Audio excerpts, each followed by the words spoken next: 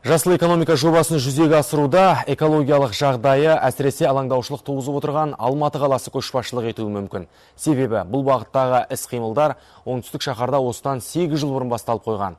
Бүгін Алматыда қала әкімі Ахметжан Есімов пен еліміздің қоршаған ортаны қорғау министрі Нұрлан Қапбаровтың қатысуымен 2050 жылға дейінгі жасыл экономикаға өту тұжырымдамасы талқыланды.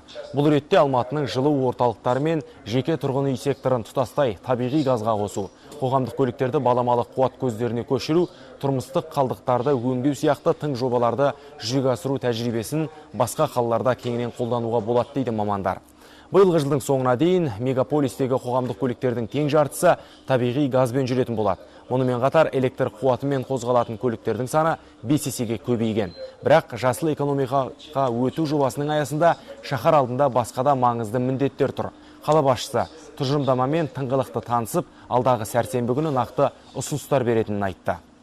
Бұл жобаны жүзеге асырудағы мемлекеттің қаржылай үлесі 20%, жеке инвесторлардың үлесі 80% төңірегінде болмақ. Тұжырымдама аясындағы әр жоба жеке қаржыландырылатын болады. Қазірдің өзінде 232 миллиард теңге көлемінде тапсырыстар бар.